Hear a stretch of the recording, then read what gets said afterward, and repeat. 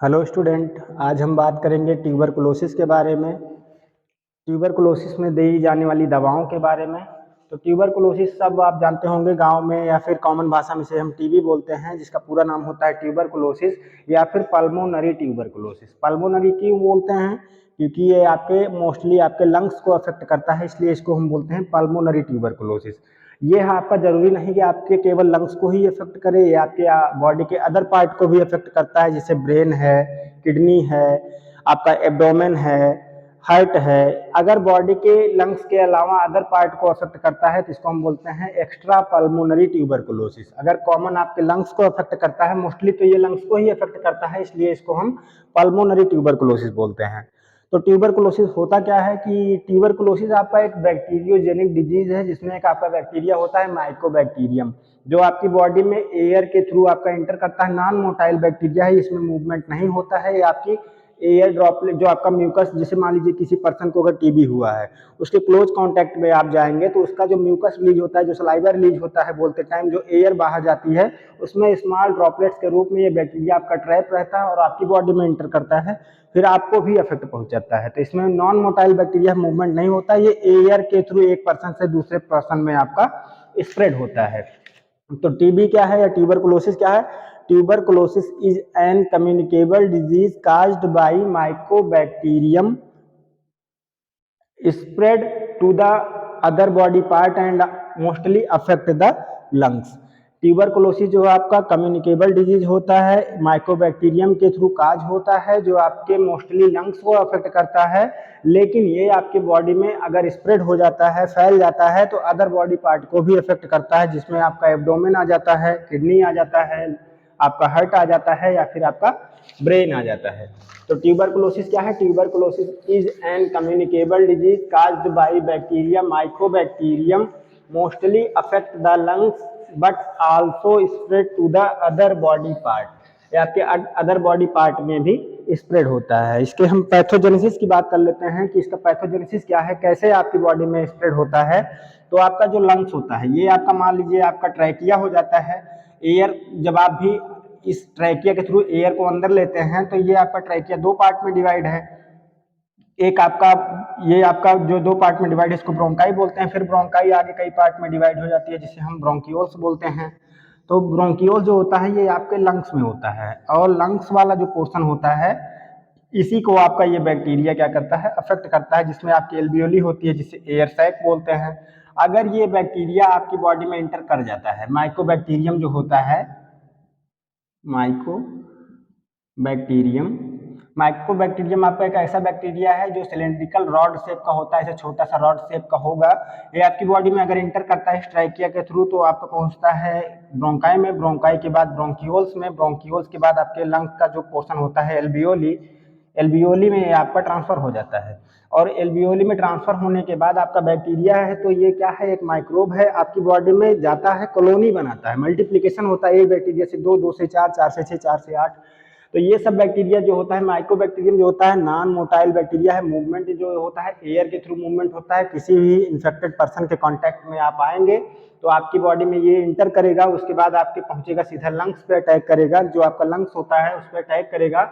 और इसका मल्टीप्लिकेशन जो होता है 16 से 20 घंटे में इसका मल्टीप्लिकेशन हो जाता है। इसका मतलब अगर आप उस पर्सन के कांटेक्ट में आज आए हैं, तो कल आपकी बॉडी में एक बैक्टीरिया से दो, परसों दो से चार, चार से आठ, आठ से 16, 16 से 32। इसका मल्टीप्लिकेशन बहुत ही फास्ट होता है, जो क्या करता है, आपकी बॉडी को, आपके मोस्टली लंग्स को अफेक्ट करता है और लंग्स में कॉलोनी बनाता है। जिसका सिम्टम अगर देखा जाए ट्यूबरकुलोसिस का, तो ट्यूबरकुलोसिस में आपका क्रोनिक कफिंग होगी, वो भी ब्लड के साथ। जो भी आपका कफ रिलीज होगा, खांसी आपको आएगी, उसमें आपका ब्लड आएगा बाहर। आपको फीवर रहेगा, हमेशा आपको फीवर रहेगा, बुखार रहेगा, और आपको लॉस ऑफ एपेटाइट होगा, वीकनेस फील होगा। आपको लॉस ऑफ एपेटाइट का मतलब आपको भूख नहीं लगेगी। ये सब सारे सिम्टम्स होते हैं जो आपके टीबी के शो होते हैं। ये आपका बैक्टीरियोजेनिक डिजीज है, तो जो आपकी बॉडी में मोस्टली लंग्स को अफेक्ट करता है। और अगर ट्यूबरकुलोसिस की बात किया जाए, तो ये आपका तीन टाइप का होता है। पहला आपका होता है प्राइमरी ट्यूबरकुलोसिस। प्राइमरी ट्यूबरकुलोसिस में क्या होगा कि आपका जो इम्यून सिस्टम है वो बहुत ही वीक होता है, जिसमें आपका जो इम्यून सेल्स होती हैं उस बैक्टीरिया को रोक नहीं पाती हैं, और जो उसका मल्टीप्लिकेशन है बैक्टीरिया का वो बहुत ही फास्ट होता है और फाइनली पेशेंट की डेथ हो जाती है, क्योंकि आपका इम्यून सिस्टम बहुत ही ज़्यादा वीक होता है। इसका जो सिम्टम होता है वो आपका 1 हफ्ते से 2 हफ्ते के बीच में दिखाई देने लगता है और फाइनली पेशेंट की डेथ होती है। दूसरे टाइप का जो ये आपका ट्यूबरकुलोसिस होता है, जिसे हम लैटेंट ट्यूबरकुलोसिस या फिर इनएक्टिव ट्यूबरकुलोसिस बोलते हैं, जिसमें आपका इम्यून सिस्टम स्ट्रांग होता है। ऐसे पर्सन जिनका इम्यून सिस्टम स्ट्रांग होता है, जिनमें इम्यून सेल्स क्या करती हैं, अगर बैक्टीरिया उनकी बॉडी में एंटर करता है, यहाँ पे जो उसकी इम्यून सेल्स होती हैं उस बैक्टीरिया को ट्रैप कर लेती हैं अपने में और यहाँ पे ग्रेनुलोमा का फॉर्मेशन कर लेती हैं। Formation of granuloma in the lungs में ग्रेनुलोमा का फॉर्मेशन करेंगी और लंग्स वाला जो एरिया है, ये आपका एरिया जो होता है इन्फ्लामेशन इसमें काज हो जाता है और इस बैक्टीरिया को काफी लंबे टाइम तक ट्रैप किए रहती हैं, इसमें मल्टीप्लिकेशन नहीं होने देती हैं और आपका ये बैक्टीरिया पूरी बॉडी में स्प्रेड नहीं हो पाता है, फैल नहीं पाता है और ये आपका पल्मोनरी में ही रह जाता है, लंग्स में ही रह जाता है और धीरे धीरे आपकी इम्यून सेल्स क्या करती हैं, उस बैक्टीरिया को किल कर देती हैं। लेकिन अगर आपका इम्यून सिस्टम कम है या फिर थोड़ा सा वीक है तो तीसरे टाइप का आपको ट्यूबरकुलोसिस हो सकता है, जिसे हम बोलते हैं एक्टिव ट्यूबरकुलोसिस। एक्टिव ट्यूबरकुलोसिस में क्या होगा कि आपका जो बैक्टीरिया है वो आपकी बॉडी में एंटर करता है, इम्यून सेल्स कुछ तो उसको ट्रैप कर लेती हैं, लेकिन कुछ बैक्टीरिया जो होते हैं उसको ट्रैप नहीं कर पाती हैं और उसमें मल्टीप्लिकेशन हो जाता है। मल्टीप्लिकेशन होने के बाद वो आपका 1 से 2, 2 से 4, 4 से 6, 8 बनता चला जाता है और आपका इम्यून सिस्टम उसको कंट्रोल नहीं कर पाता है और फाइनली ट्यूबरकुलोसिस काज हो जाती है। आपको हैवी क्रोनिक कफिंग होगी, ब्लड के साथ फीवर आएगा, आपको भूख नहीं लगेगी, वीकनेस फील होगी, ये सब सारी चीजें आपको शो होंगी। तो ये होता है ट्यूबरकुलोसिस। ट्यूबरकुलोसिस के सिम्टम, उसके टाइप, उसकी पैथोजेनेसिस कैसे होती है, कैसे आपकी बॉडी में एंटर करता है। माइकोबैक्टीरियम से ट्यूबरकुलोसिस काज होता है जो आपके लंग्स को अफेक्ट करता है। आपको खांसी आती है, ब्लड के साथ आपको खांसी आएगी, जो भी खांसी आएगी कफ आपका बाहर निकलेगा, उसमें आपका ब्लड बाहर आएगा और ये जो मूवमेंट होता है इस बैक्टीरिया का एक पर्सन से दूसरे पर्सन में जाने का, इसका माध्यम होता है एयर, इसलिए इसको आपका एरोबिक माइकोबैक्टीरियम भी बोलते हैं, क्योंकि ये आपका एयर के थ्रू एक पर्सन से दूसरे पर्सन में मूव करता है। तो ये आपका अगर किसी कांटेक्ट में आएंगे, इन्फेक्टेड व्यक्ति के आप कांटेक्ट में आएंगे तो आपको भी ट्यूबरकुलोसिस हो सकता है, टीबी हो सकता है। अब इस ट्यूबरकुलोसिस को ट्रीट करने के लिए मान लो आपका इम्यून सिस्टम उतना स्ट्रांग नहीं है, आपको प्राइमरी ट्यूबरकुलोसिस हो गया है या फिर आपको एक्टिव ट्यूबरकुलोसिस हो गया है, तो उसको ट्रीट करने के लिए जो दवा दी जाती है उसको बोलते हैं anti tubercular drugs. Anti tubercular drugs are those medicine are drugs which are used in the treatment of tuberculosis. Tuberculosis को ट्रीट करने के लिए जो भी दवाएं दी जाती हैं वो आपकी एंटी ट्यूबरकुलर ड्रग्स कहलाती हैं, जो आपकी बैक्टीरियोजेनिक डिजीज है आपका, तो या तो उस बैक्टीरिया को किल कर देती हैं या तो इस बैक्टीरिया की ग्रोथ को रोक देती हैं, एंटी ट्यूबरकुलर ड्रग कहलाती हैं। जिसमें 2 जनरेशन की ड्रग्स हैं, एक आपकी first generation anti tubercular drug, दूसरी आपकी second generation anti tubercular drugs. जो फर्स्ट जनरेशन की एंटी ट्यूबरकुलर ड्रग्स होती है, ये इसका जो एंटी ट्यूबरकुलर रिस्पॉन्स है वो हाई होता है और टॉक्सिसिटी लो होती है। मतलब कि जो फर्स्ट जनरेशन वाली ड्रग्स होती हैं वो ज़्यादा ही यूज की जाती हैं, क्योंकि उनका एंटी ट्यूबरकुलर जो रिस्पॉन्स होता है वो बहुत ही ज़्यादा होता है और लो टॉक्सिसिटी काज करते हैं। जबकि सेकंड जनरेशन वाली जो ड्रग्स होती है इनका लो एंटी ट्यूबरकुलर रिस्पॉन्स होता है, इनमें बहुत ज़्यादा रिस्पॉन्स नहीं देखने को मिलता है और हाई टॉक्सिसिटी होती है, इनमें टॉक्सिसिटी ज़्यादा होती है, इसलिए हम सेकंड जनरेशन वाली दवाओं को क्या करते हैं, अवॉइड करते हैं, जबकि फर्स्ट जनरेशन वाली दवाओं का यूज ज़्यादा करते हैं। फर्स्ट जनरेशन में आपकी ड्रग्स आती है जैसे कि मान लो आइसोनियाजिड है या फिर रिफेम्पिसिन है या फिर स्ट्रेप्टोमाइसिन है। ये सब ऐसी एंटीबायोटिक्स हैं जो आपकी बॉडी में बैक्टीरियोस्टैटिक और बैक्टीरियोसाइडल दोनों तरीके का रिस्पांस देती हैं। बैक्टीरियोस्टैटिक का मतलब होता है कि बैक्टीरिया की ग्रोथ को रोक देती हैं, या तो बैक्टीरिया की ग्रोथ को रोक देंगी, और बैक्टीरियोसाइडल का मतलब होता है उस बैक्टीरिया को डायरेक्टली किल कर देती हैं। जैसे आपका आइसोनियाजिड है तो ये आपका बैक्टीरियोसाइडल रिस्पांस देता है। जो आपके बैक्टीरिया है, ये मान लो आपका एक बैक्टीरिया है, माइकोबैक्टीरियम है, तो इसकी जो सेल वॉल होती है, इसकी जो सेल मेम्ब्रेन बनी होती है, उसमें आपका माइकोलिक एसिड पाया जाता है, क्योंकि माइकोबैक्टीरियम है इसमें आपका माइकोलिक एसिड पाया जाता है जो इस सेल वॉल की सिंथेसिस के लिए रिस्पॉन्सिबल होता है। और आइसोनियाजिड जो होता है, ये आइसोनियाजिड जो आप दवा देख रहे हैं, ये आपका बैक्टीरियोसाइडल रिस्पॉन्स देती है, ये बैक्टीरिया की ग्रोथ को नहीं रोकती है, आपका डायरेक्टली बैक्टीरिया को किल कर देती है।